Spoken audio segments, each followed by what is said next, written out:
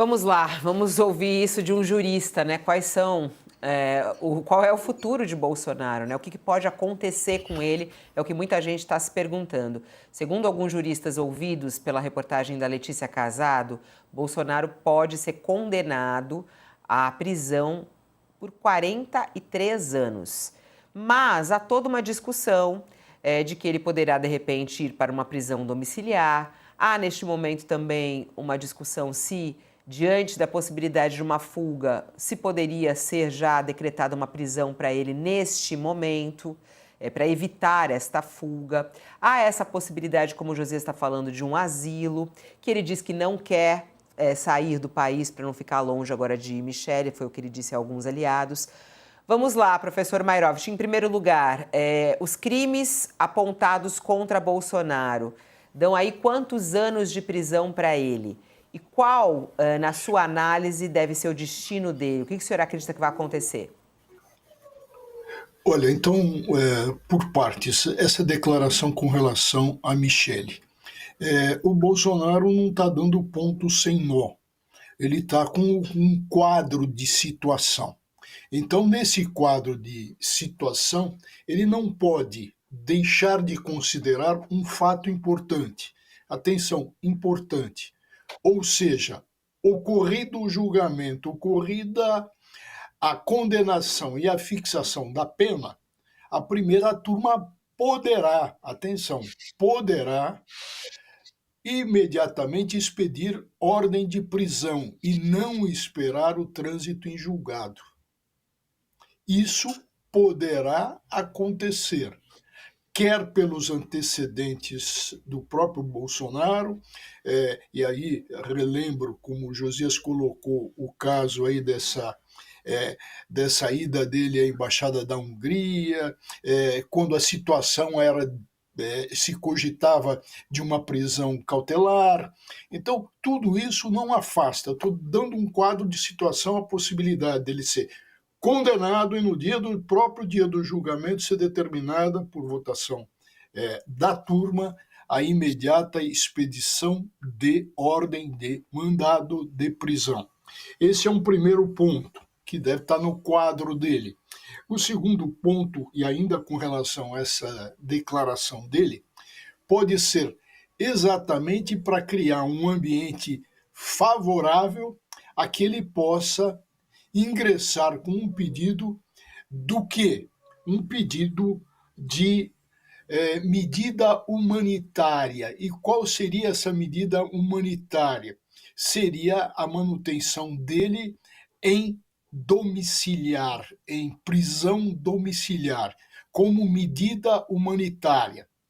A lembrar, e vale para o Collor, que essas medidas decorrentes de situação de saúde da pessoa, saúde mental, saúde física, elas podem ser revogadas a qualquer momento. Nós já assistimos esse tipo de revogação com o próprio, depois ainda beneficiário, Paulo Maluf, aquele ex-juiz Lalau. Então, essas medidas são reexaminadas periodicamente. Então, o Bolsonaro deve também estar nesse quadro dele, a prisão como medida humanitária, sabendo ele que pode caber revisões, verificações por meio de perícias. Ele também tem em mente, evidentemente, a anistia, mas ele tem em mente também, se for para prisão fechada, alegar que ele pode sofrer ataques, violações, correr risco de perder a vida numa prisão comum. Então ele pode buscar uma prisão, não vou dizer prisão especial, porque não é o caso da lei de prisão especial, mas ele vai o que? Postular uma medida de segurança. Ou seja, ele vai buscar um quartel do Exército, com todo um tratamento privilegiado e ainda com regalias internas. Então, esse é um quadro de situação que ele vai trabalhar. Vai trabalhar também, e aí é que abre o caminho da fuga, ele pode estar disfarçando, e evidentemente todo aquele que vai fugir não manda recado que vai fugir, não levanta uma placa, eu vou para os Estados Unidos e etc. Faz isso de maneira camuflada, de maneira escondida. Então ele dizendo que não vai, pode ser que vai, até porque ele é um mentiroso e ninguém acredita na palavra de um Bolsonaro. Walter, Esse é um quadro. E desse quadro de fuga, é, ele deve estar pensando e pensando muito, porque nas situações que eu elenquei, é melhor para ele, no sentido de fugir, a pena que vai ser alta, ele vai pegar mais de 30, o máximo é 35 anos, ele vai pegar mais de 35 anos, tendo em vista a gravidade, embora ele seja primário. Então, esse é o cenário que ele deve estar trabalhando com ele. Walter, desculpa, eu te queria te fazer uma pergunta, que é o seguinte, mesmo se os advogados do Bolsonaro conseguirem uma prisão domiciliar, ainda assim, assim como tal qual o presidente Fernando Collor de Mello, o Bolsonaro vai passar alguns dias na cadeia até que isso seja autorizado, sim? Eu acho que travou, infelizmente travou. Não é que ele Poxa, está pensando, não, é porque realmente travou a internet dele. E aí ele tá pensando, mas ele já está com a resposta. Calma que a não, gente porque a vai pergunta, reconectar. a pergunta é uma pergunta, é uma pergunta que está circulando, inclusive, É. Fabíola, na internet. Se o Bolsonaro, que está tendo seu dia no tribunal, terá o seu dia na cadeia também, né? Ou ele vai direto para uma domiciliar, assim. Né? Lembrando que outros presidentes, além do Lula, né, que acabou sendo preso, o Collor teve seu dia na prisão também, depois foi para domiciliar. Mesmo o presidente Michel Temer, naquelas duas vezes que ficou preso, alguns dias em cada situação, ele também teve também ficou preso, chegou a ficar numa sala de estado maior, né? Depois, é claro, conseguiu um habeas corpus. Então a dúvida mesmo tudo bem, se ele consegue a domiciliar, mas ele vai para a cadeia, né? Vai chegar aí para a cadeia ou vão poupá-lo disso? Outra coisa que as pessoas também estão perguntando bastante, Josias, é sobre o cronograma desse julgamento, que é um assunto também que a gente está sempre perguntando para os juristas, né? Algumas pessoas falam, nossa, mas está correndo rápido. E caso aconteça isso aí que o próprio Sakamoto está falando, né? De pelo menos um dia na prisão normal, ou na prisão, ou numa prisão mesmo, Bolsonaro vá ficar. Quando isso deve acontecer? Será que é ainda esse ano, Josias? Certamente, Fabiola.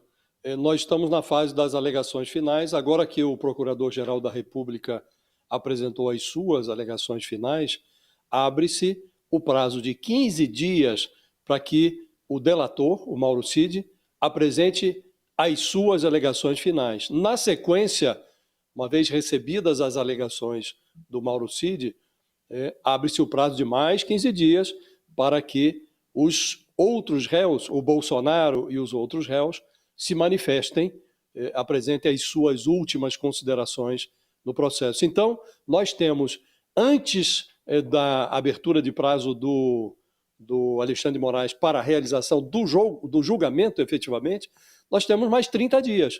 15 dias das alegações finais do Mauro Cid, 15 dias para as alegações finais dos outros réus. Então, faltam 30 dias para que o processo esteja pronto sobre a mesa do Alexandre de Moraes para a manifestação final do relator, pedindo ali a marcação do julgamento. Então, estamos falando, Fabíola, 15 de agosto vai estar pronto para que o Alexandre de Moraes encaminhe este pedaço do julgamento, estamos falando aqui do Bolsonaro e outros 7 encrencados, para que o Alexandre de Moraes encaminhe para o julgamento. Então, a perspectiva do Supremo é de realizar esse julgamento em setembro.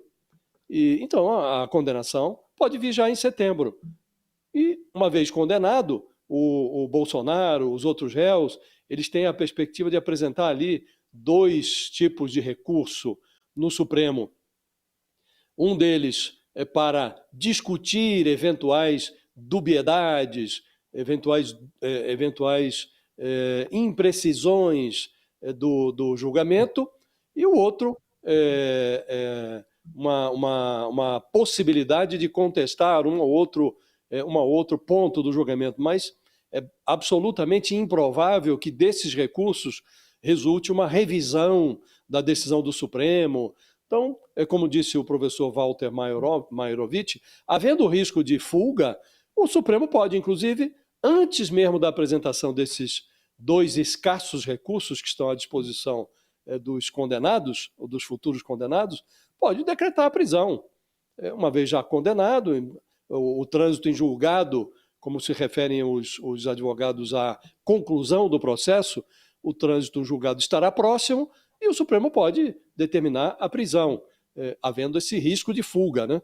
Então, Fabiola, respondendo objetivamente à sua pergunta, sim, será decidido ainda neste ano e o mais provável é que a condenação venha em setembro. Bom, para quem está conosco na TV, um intervalo, mas a gente segue no YouTube com essas 2 respostas do professor Mairovich. Será que Bolsonaro vai realmente para a prisão, passar pelo menos um dia antes de conseguir a prisão domiciliar? E 2, quando isso deve acontecer? Já estamos aqui no YouTube. Vamos lá, professor Mairovich, a pergunta, quando caiu a conexão, o Sakamoto tinha feito essa pergunta ao senhor. Mesmo que seja decretada a prisão domiciliar, Bolsonaro vai realmente para a prisão de algum dia, de alguma maneira? E 2, quando isso deve acontecer? Bom, Fabiola, o Josias acabou de elencar aí os recursos que podem ainda ser usados, manejados, embargos de declaração, mas o Supremo, e é bom a gente lembrar, tem tido uma posição muito correta para evitar que esses embargos de declaração funcione, primeiro, como se fosse uma apelação, e segundo, para que eles não sejam protelatórios, para que não venha um embargo a seguir do outro de modo a protelar.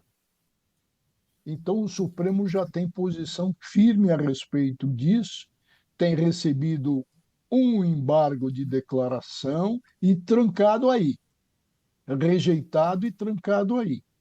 Então, esse é um ponto a alertar.